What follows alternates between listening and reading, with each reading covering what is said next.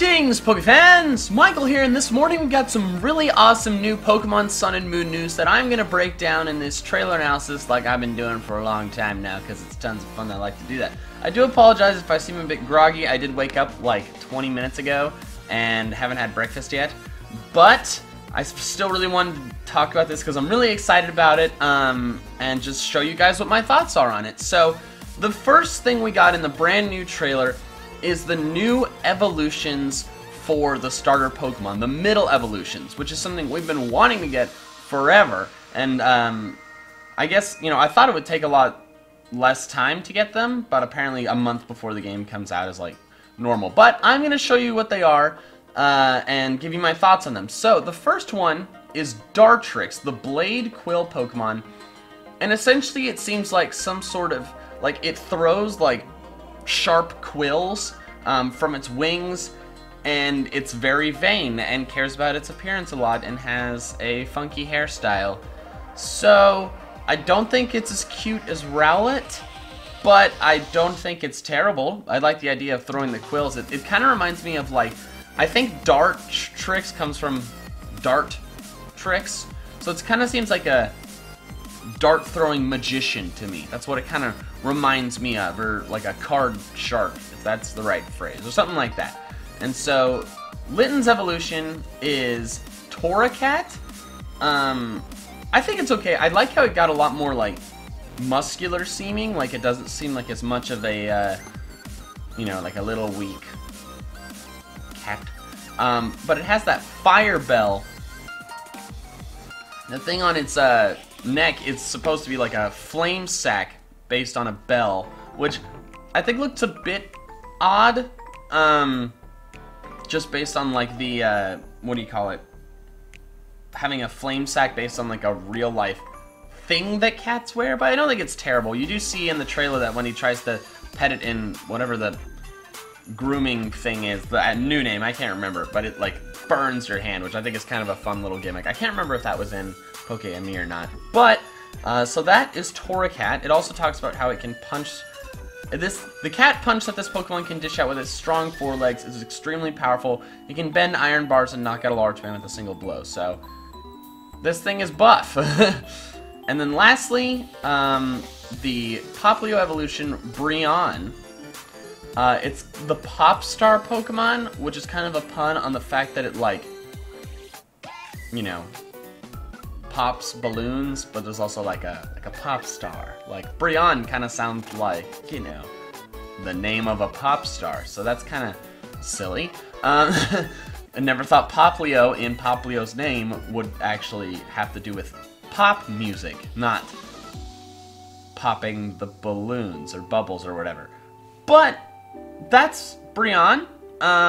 Overall, the three of them, I still end up liking Rowlet the most. I'm not really a huge fan of any of them, really, but there are good things about them. For one, the middle evolutions are rarely the best, because they're kind of like a weird, awkward stage mix of like the cute and the really strong and powerful. So it's kind of like, the middle stages are normally a bit goofy.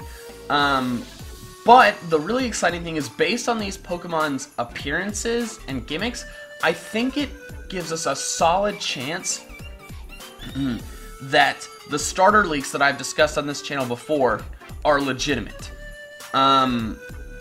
Just based on these Pokemon's appearances and what they do, I feel like that it makes it a really solid chance. So if we go back to Dartrix here, it throws blade quills. What does the Rowlet evolution do? Shoots quill arrows. The brown hood and like the hair, I feel like has the chance to morph into the hood that it has in its, you know, in the final design. So that seems like it's possible. And then if we go back to Torracat, its face, like with the fur on the sides and with the thing coming up, looks a lot like the face on the leaked Litten final evolution, so that's a big deal. And also, like I mentioned, the cat punches. That thing is like a wrestler, so I don't think it's fire fighting. I think we said it was fire dark, but like Wrestler's Punch. So that's like, the fact that that's included in there is kind of like, well, okay, yeah, that's interesting. And then, I think the one that looks the most, well, kind of. Brionne is like, you know, the final evolution for Popplio with like the long hair and, you know, just like looking super majestic, you know, is a more feminine design, and this Brionne is more feminine design. Litten's final evolution, more masculine design. Torracat's a bit more of a masculine design. Like they're aligning very well. You know, this has got the dress, which was what the Popplio evolution appeared to have. So because of these, I think there's a pretty solid chance that the starter evolution leaks are legitimate. However, some people have talked about, I have not discussed this on the channel before, but it is something I have heard. Before, we heard that the starters share a secret with Rockruff. And since Rockruff has two different forms for its evolutions, depending on the version, a lot of people think that will be the case with the starter evolutions. So, I think there still is a reasonably good chance that each of these starter evolutions will have two somewhat different evolutions. One is more, one is the leaks that we've seen, and another is a different one. So, we will see. I think that there's a very good chance that the leaks we've seen are at least what the starter evolutions will be, but they also could have modified the designs a bit. But anyways, those are the starter evolutions. I think these are, lend a lot to what the... These make it seem very likely that the leaks are real. Sorry, stumbled over my words there. Like I said, I woke up 20 minutes ago. But we also got a lot of really cool features in the game. One thing that we didn't see in the trailer, but I noticed here on the site, the Pokemon Global Link, they have announced what the Global Link will be by. It will start back up when Sun and Moon happen. Rating battles against trainers around the world, that's the same. And there are battle rules, you know, same single, double, special. But the championship battles, which it appears that they've renamed their, renamed VGC to WCS, World Championship Series. And this announces the WCS rules. Double battle format, limited to Pokemon that appear in the Alola region Pokedex. Mega Stones are not allowed. Which we also saw in the trailer. Mega Stones, Mega Evolution is back. They did confirm that the Z-Rings that do the moves also have Mega Evolution properties. It did confirm that Mega Evolution is a thing that still happens.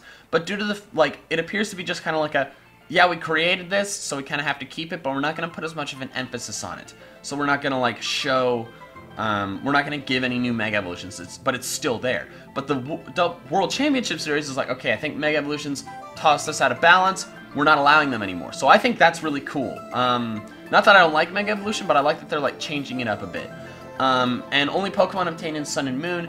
It says that later they will, you know, once Bank updates in January 2017, older Pokemon can be allowed to be brought in. I believe that's what it says. The Your Time, I think, is interesting. There's a 60-minute timer to, or 60-second timer to choose your moves, but, like, you're timed differently. It's kind of like, you know, oh, if you choose your one immediately, but your opponent takes forever to do it, both of you get 10 minutes total.